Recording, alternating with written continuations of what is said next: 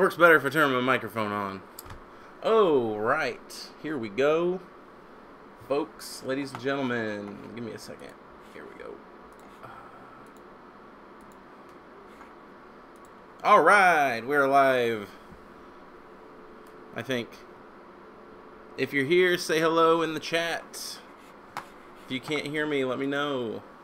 We got 5 watching, so we're going to go ahead and get started. Hello, and welcome to FPS EdTech Live. I'm your host, Mr. Howard. Again, if you're here, just say hey. In a second, we'll go ahead and get started. Just want to say thanks for being here. Today, our episode, we're going to be talking about using podcasts, not only listening to podcasts, but also recording your own in your classroom. So we will go ahead and get started. Let me tell you where you need to go.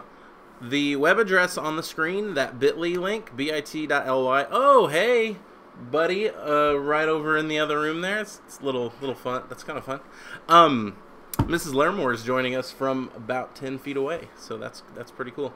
So if you want to go to this URL right here, bit.ly /FPSTT, that's going to take you to our resources for each one of these that we do. And then if you just want to click on the one that says podcasts in your class right here, that's going to get you to this page where you will be able to start by signing in. So the first link there says FPS teachers, please sign in. I know that we often get teachers that do not work here. That's fine. Just you're not going to be able to sign in. No big deal. But feel free to watch anyway, and hopefully you get. Hey, Miss. Oh wow, we got a big crowd today. That is super exciting. This might be our most jam-packed episode that we've had. So this is going to be super exciting and super fun with such a big crowd. All right. So again, if you are a Fulton Public Schools teacher, go ahead and click that link to sign in. And if you are not, you can just sit tight for a minute. A couple of things before we get started is I'm going to silence my phone because it's blown up.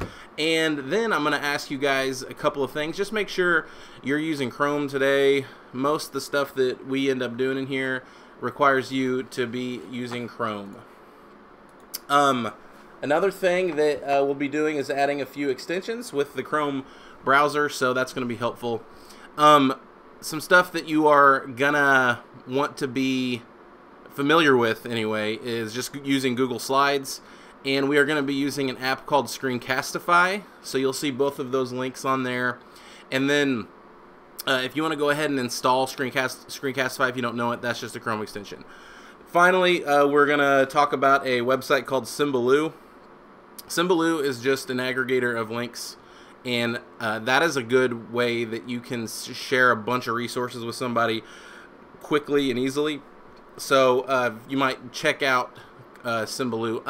So Mrs. Lester, if you want to go to this link, I'll go right back up to the top. Go here, bit.ly /FPSTT, and then click on today's session, which is podcasts in your class, and then just kind of work your way down through those links. So I'm going to give everybody a minute to make sure that you've done all the prereqs, and then we will go ahead and get started in a few seconds.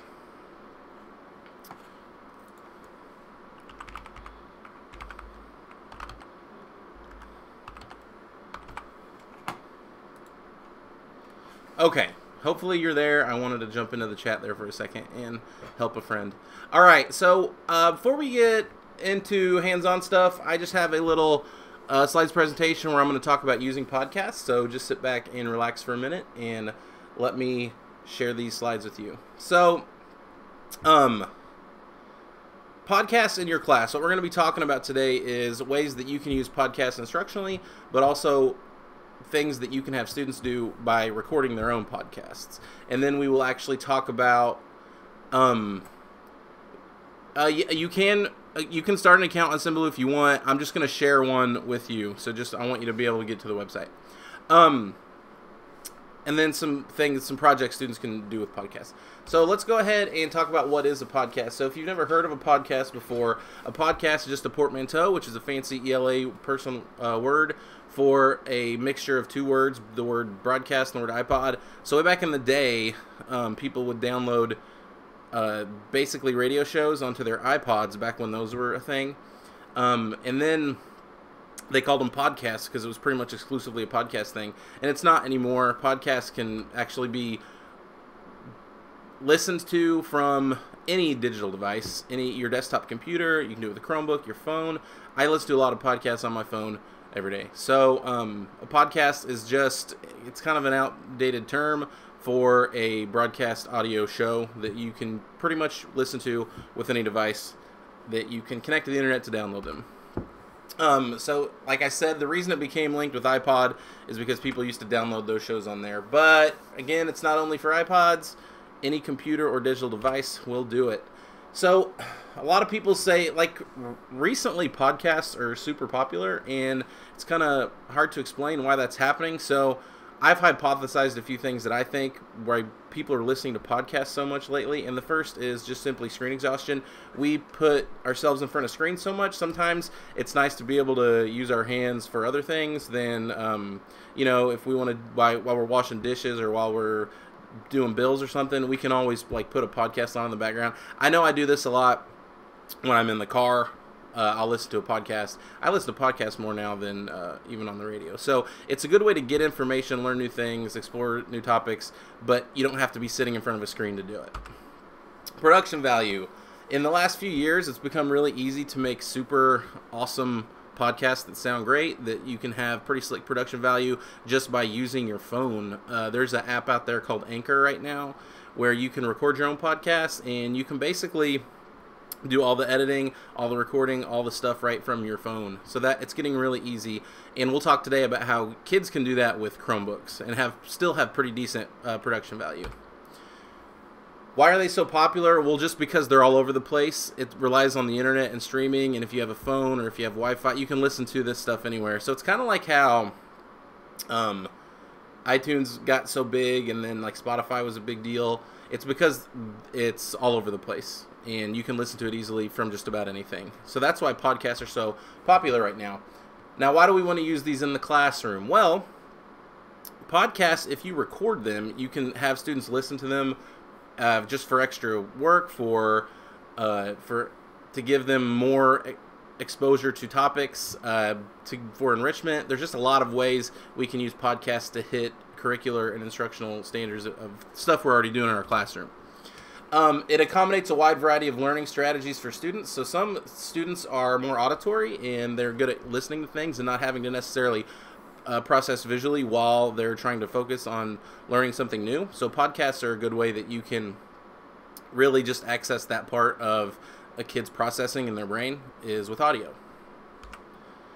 And some kids do a nice job taking notes, and others do a nice job from listening. So this is a way that you can access some of your learners that typically we don't usually do. So a lot of us teach with stuff on our projector or the smartboard or on a whiteboard, and we don't always think about giving kids more access to the words that we say. We give kids a ton of access to the visuals.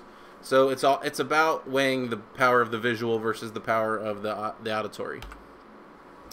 It provides additional resources. So what I mean by that is there's a lot of ways that you can use podcasts to access kids in ways that we aren't doing right now. For example, if a kid misses class and they're sick, or if a kid didn't understand the content the first time, or if they just have other stuff going on and they didn't get the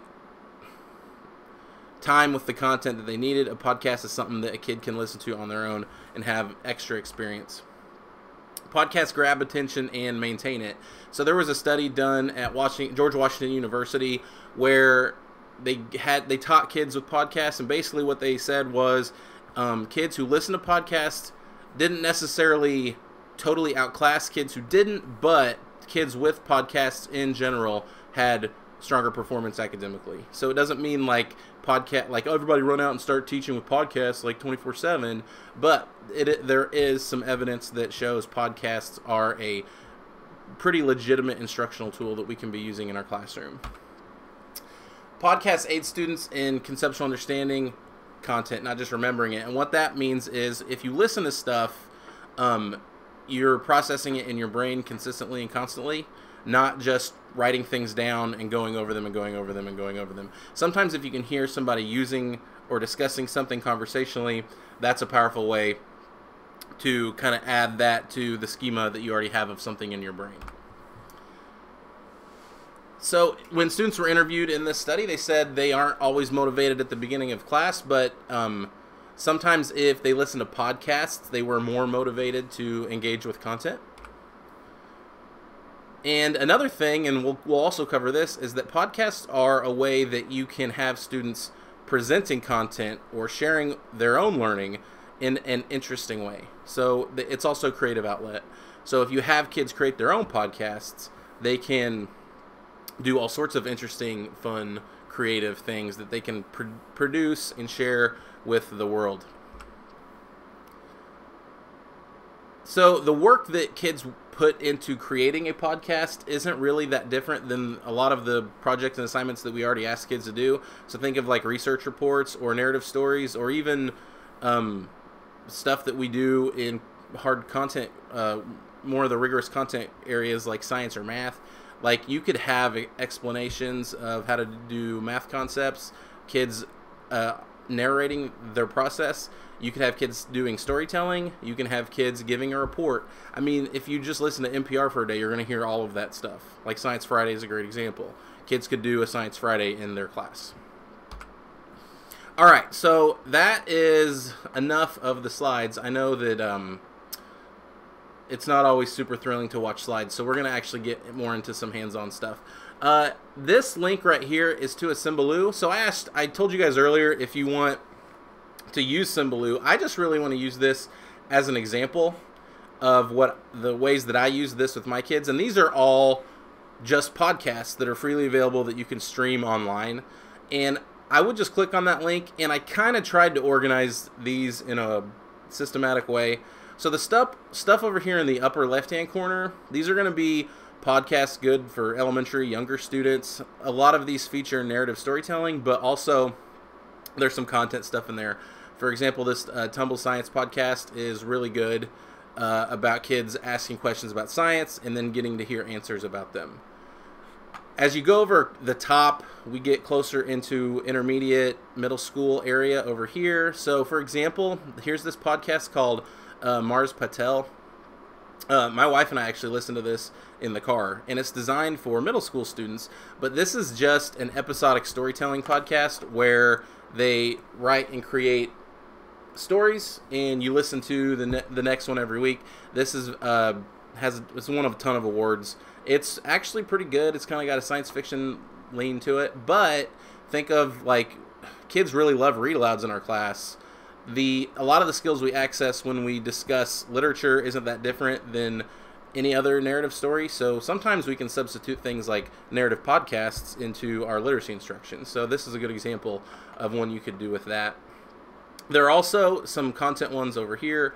So, for example, The Illusionist is a podcast about literary devices, and it's done by a person who is an expert in the English language. So there's just a lot of interesting things you can learn about words and how words developed and stuff like that. So there's stuff in content here, and there's stuff for storytelling here. The stuff at the bottom is more going to be for your older, maybe high school age kids. I have Serial down here. It wouldn't surprise me if some of you in here in this session right now have probably listened to Serial before, because it's the most listened to podcast like in the world. The content here is a little different, but these are true stories that are basically reported on by reporters who go and interview people and study these situations and then basically tell a story about a real life situation. So it's a good way, again, that you can share narrative structures with students, but also design lessons around them, have kids write about them, or use them as an example for things that kids can do in your classroom. And there's just I won't really highlight a whole ton more of these, but there's a lot of that at the high school age. My personal homer pick is a podcast called 99% Invisible, and I used to use this in my language arts classroom all the time.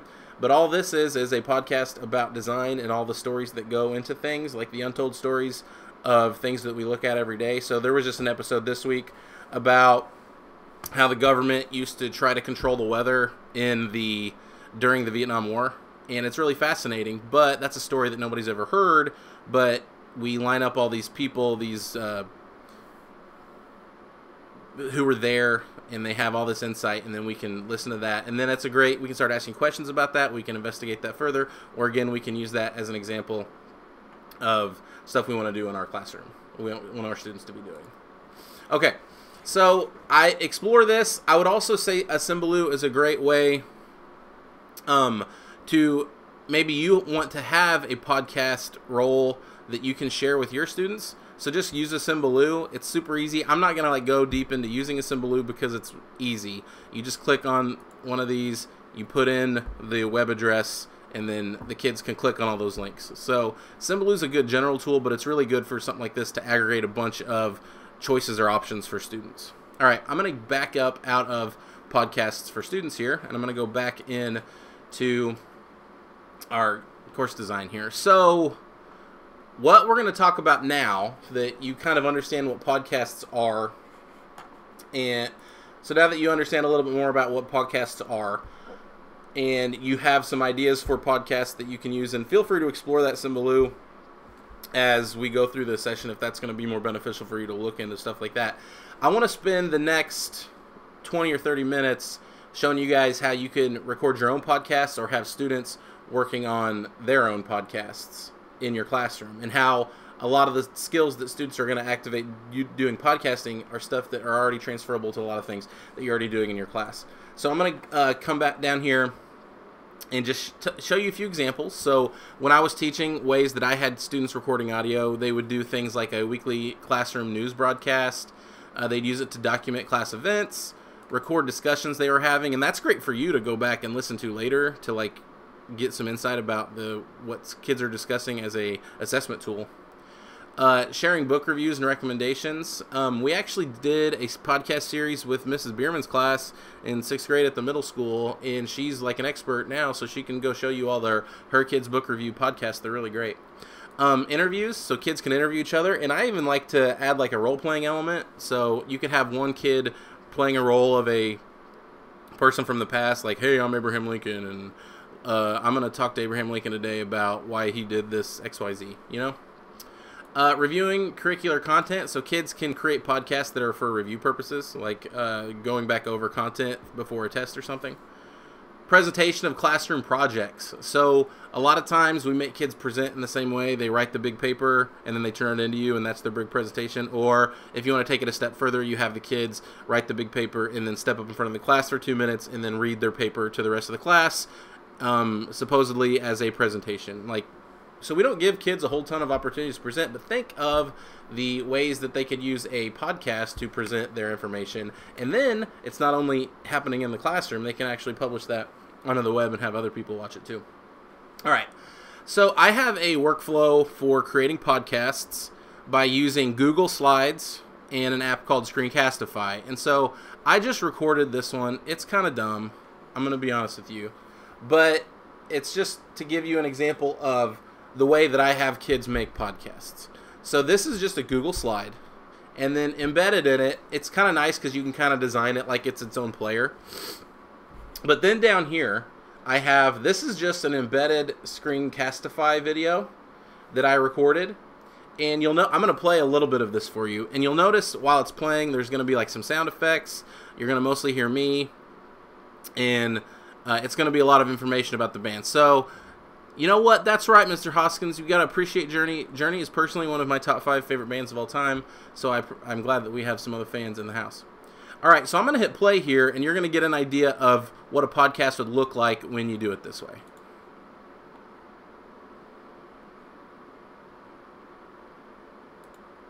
It would be helpful if the sound on that was up, so give me a second.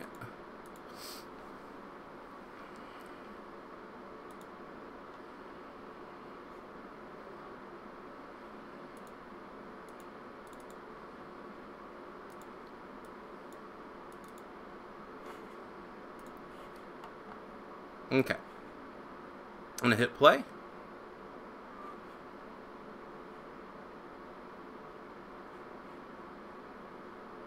I don't think you guys can hear that, so give me a second. I got to fix this.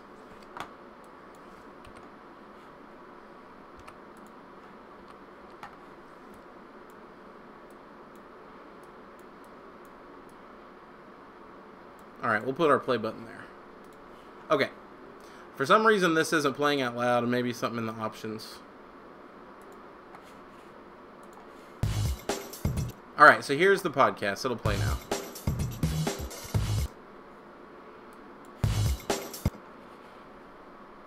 Yeesh. Okay, listen to this. Alright, ladies and gentlemen, this is Mr. Howard with another episode of The World's Greatest Bands. This week's band is Journey. So if you don't know a whole lot about Journey, Journey is an American rock band that was formed in San Francisco in 1973 from former members of Santana and some other bands.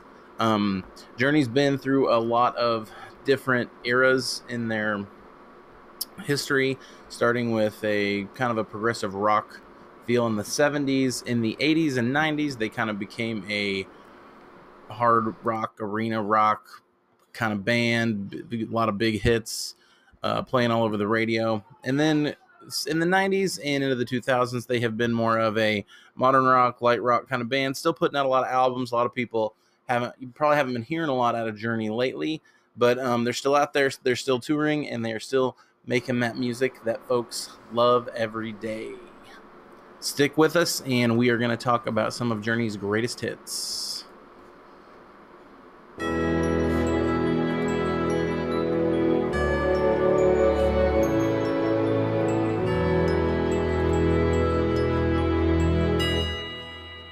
All right, so we are back, and if we're talking about Journey, we definitely want to talk about some of their bigger.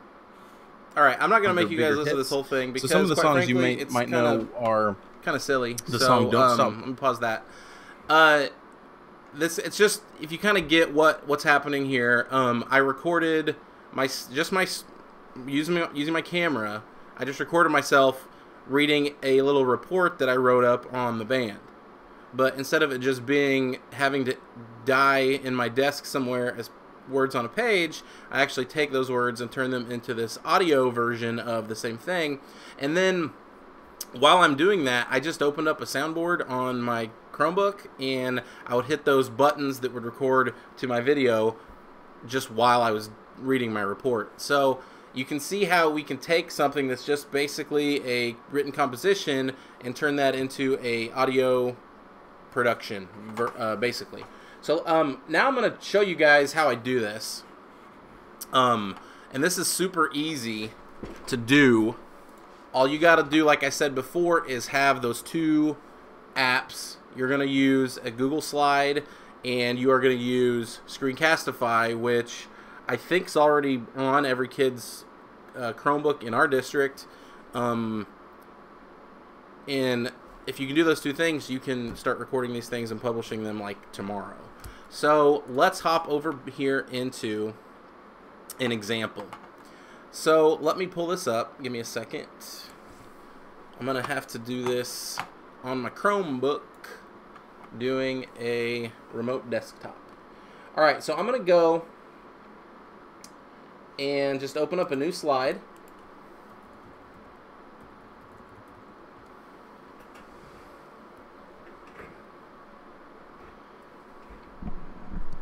So just a fresh new slide. Sorry, this seems to be lagging a little bit. My apologies. Okay, so blank slide, and let's say I want my podcast to be about, let's pick another great band from the 80s. We can do one about Van Halen. So I will type that in here. Sorry for the slowness. Somebody yell at Dan about how this technology works slow. Okay. So I'm just going to go ahead, and here's another cool part about doing it this way is your kids can design a little bit visual to go along with it, and while Van Halen would be an awesome band, a bunch of 80-year-olds rocking. Okay. So now I'm going to click, you can do all the design, you can create the background, you can pop some pictures in there, you can do a lot of cool stuff with it that way. Alright, so now I'm going to go and find my Screencastify extension right here.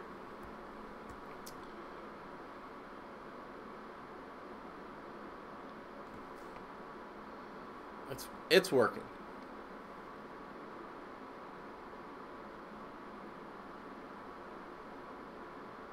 So this is the part of the show when things take forever to load. My apologies. All right, I'm going to record this tab, and I'm going to record... If I was doing a soundboard, I'm not actually going to do a soundboard here, but if you can find a soundboard online, you can have your kids play sound effects while they're doing it, so that's a good way to cut up those segments. So the way that I do it is like every paragraph would have a little sound that plays between the middle. So I'm just going to make sure I'm recording my microphone right here. And then I would do tab audio if I was doing a soundboard, but I'm not.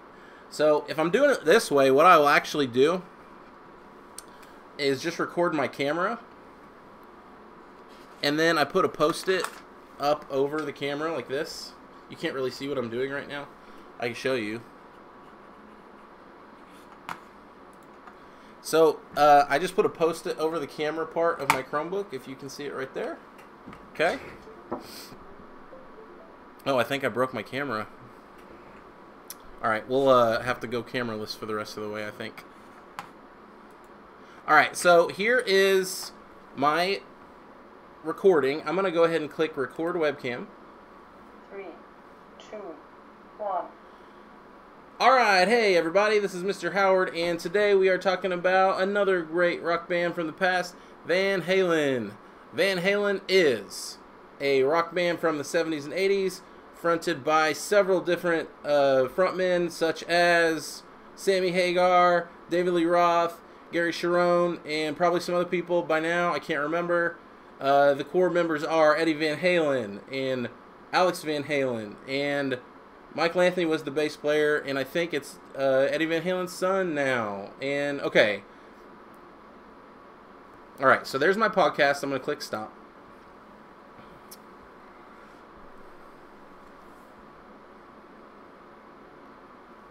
And so what happened now is Screencastify is going to take that video. So what I'm going to do is I'm going to take the video from my Screencastify and I'm going to import it into my slides, right? So here it's popping up. So I can preview my video. Hey everybody, this is Mr. Howard, and today we are talking about another great rock band from the past, Van Halen. Van Halen is... Alright, so I don't know if you can actually hear that because it's on my Chromebook, but now it's recorded, and you see how it looks gray? That's because I put a post-it up over my camera. Alright, I'm going to go back to my presentation now, and this isn't actually going to work because this video has got to process. So I already have an example of what this ends up looking like on this. So I'm going to click down here where it says slides to segments, so we'll get into that in a second.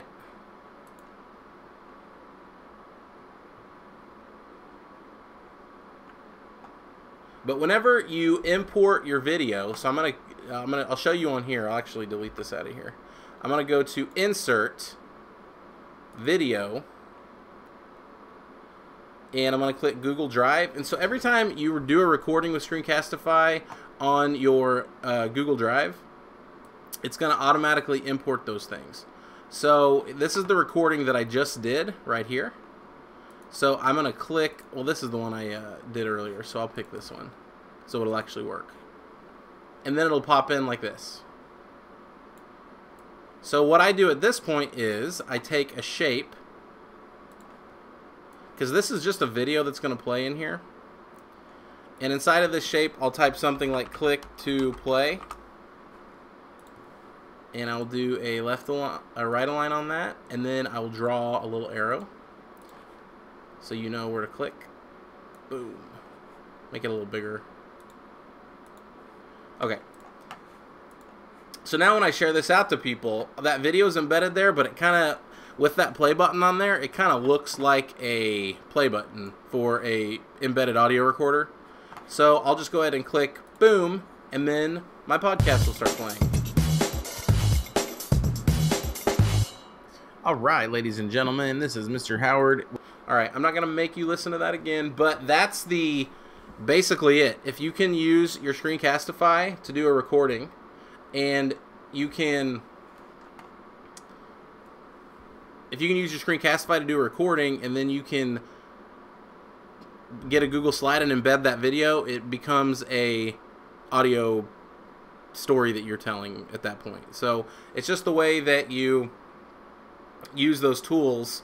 It's not really a podcast, but it's basically a copy of a podcast that your students can be working on. All right, so feel free if there are any questions. So, hey, Jennifer, Screencastify is a Chrome extension. Let me show you real quick. If you just go to screencastify.com or just Google Screencastify, it's this, added to Chrome. So it's hard to see on mine, but it's a little black film strip that's up here at the top of your screen. So if you can see that, that's the recording tool. That's what we're recording with. And if you want to go back to the beginning, there's a link to it right here on the training page. Okay? Alright. So that's the end product. Is at that point you can do whatever you want with audio. Your kids can record it, embed it, and then they can play that file even though it's a video. Okay, so the next thing that I want to talk about is segmenting. So I'm going to open this again, and I'm going to make a copy. And is my mic working?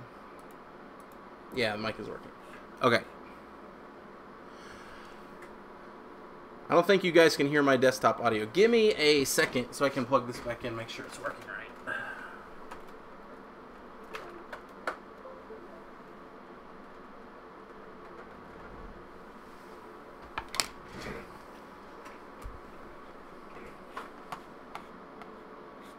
Okay, I don't know if what's up with the camera and the microphone, but the microphone's working, the camera, the screen audio is not working, so I apologize for that, but it's gonna work the same way. So you can actually segment audio. So one of the things that happens when kids record is they screw up a bunch, and so they end up wanting to record like 35,000 times over and over again. So what you can actually do is just keep recording and keep recording and keep recording, never stop recording, and then you can clip out the segments of the audio that you want to use. So once you import your audio like this, if you click on it and you come up here where it says video options, you can tell Chrome what segment of this video you want it to play. So I have a 3-minute video here, and I want to play from the, let's say, second number 25 to second number 37, right? Okay. So then, if I hit play, and I don't think you can hear this, oh, maybe you can hear it. Bands. Journey's been through a lot of different eras. So you see how it picked up right there at that moment? So, if a kid screws up, they put, this is segment number 1, and they come up here, and they make a copy of this, or they just duplicate it. Let me do that. And then in this next segment, they're going to play second number 40 to second number 56, right? And if we turn on autoplay when presenting,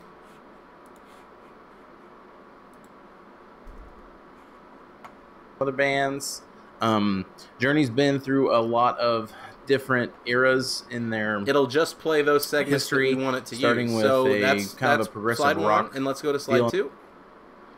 Hard rock, arena rock kind of band, a lot of big hits. So you see it immediately starts playing just the clip that I want it to play. So you can think of it like a very basic and simple audio editor where every slide can be a different clip of the audio that you want to play, right? Okay, so those are the main parts that I use whenever I have students creating their own podcasts. As long as you can record a Screencastify, put that into a Google slide, and then if you want to use segments to have, especially kids if they goof it up a lot, you can have each slide be its own little piece of audio where you put all of those together in a presentation to tell the story give you a report, explain your process, however you want that to be. Okay. So at this point, I've gone through everything, but I would like if you guys, if you have any questions, you can feel free to share them in the chat on the YouTube page. You can go ahead and explore with this a little bit more.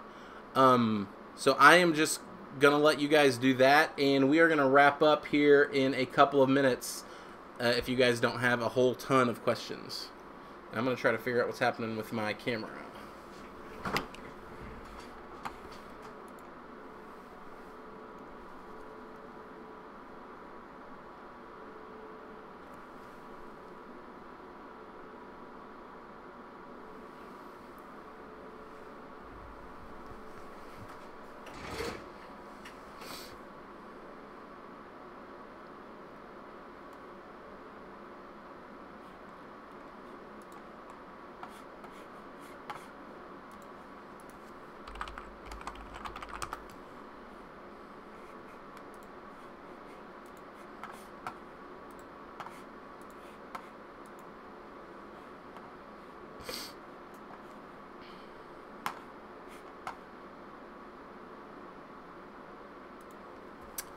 Okay, well, I don't know what's up with my OBS camera, but the HTML5 recorder is working.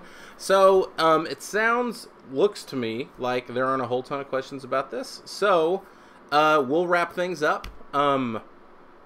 Remember, podcasting, just to review, if you want to have kids listening to podcasts, there are tons of great examples on that Symbaloo. You want to get kids recording podcasts, think of ways that you can use it to have them explain a process. It can be a great way to have them tell a story, or it can be a great way to have them report information. So there's like 1,000, there's not 1,000, I'm exaggerating, but there are probably like 47 different ways that you can use a podcast in your classroom that would be super helpful. And I tell you from experience, because whenever I taught ELA at the middle school, I use these kind of projects all the time, and kids love them. So don't think of them as like, hey, this is a very special, unique technology opportunity. Think of it as, hey, I'm going to integrate this really cool task into something I'm already doing. So the next report you're writing, have them publish it with a podcast, and then tweet it out on your Twitter account so people can hear it. I mean, that's the cool part of doing something like a podcast, is it then turns it into a product that they can share out with the world, and people are listening to it and then get feedback on it, and they might even get people who want to hear more and more about it. Oh, cool, Mrs. Salmons did a yeah, that's a great example. So if they do like an audio report on a famous Missourian, perfect example. We did it in another, I think, 3rd or 4th grade class, where we talked, they did like basically a news radio report about like fossils on dinosaurs and stuff like that. So yeah, definitely, even the smallest little students can do this. It's not just exclusively for intermediate, high school, middle school. This is for everybody. All you got to be able to do is hit a couple of buttons. If you can record a video and you can drag that video into a slide, you are a podcaster. And it's funny, like Mrs. Salmons, that's a great example. A lot of people already do things like this, and they don't understand, like, oh, this is a super popular thing in the world today that a lot of people are already doing. Now your kids are doing that, so you can like tell them, hey, look at you. You're like this expert on recording audio, and here's all these hundreds of other people online who are making a lot of money doing this kind of thing, or all these famous people who are already doing these kind of things. Okay, guys. So that's gonna be it. The last thing before you go, I would ask you to come down here to the bottom and just evaluate this session. I know we had a couple of technical glitches for that. I do apologize. But I want to say thanks either way for you hanging in here to the end. Just the feedback's good because it lets me know what worked here, what didn't, things I need to change. We've done 4 or 5 of these now, and the feedback's been really good, so I'm trying to do a lot more. I'm trying to do them every couple weeks. Also, tell your friends, if they didn't get a chance to join us live today, they can join us later, and then just complete the evaluation and complete this little form here at the bottom to show their understanding of these concepts, and they can also get credit for doing this. So again, thanks for coming. Make sure you log your hour of technology credit, and we will see you guys next time. Let me actually tell you, it's going to be April 17th. We're going to be talking about Google Sheets. So it's a bit of a departure from the creative stuff we're doing here, but there are creative things you can do with Google Sheets, but we'll talk about a lot of the basics of things you can do with it and how it can help you as a teacher, but also things your students can do with it, because like Google Sheets is really great for data, but also like students can do a lot of projects with it. So, all right, Mr. Strout's already got a lesson plan for next week. I'm going to pop in there and see how that's going. All right, so once again, I would like to say...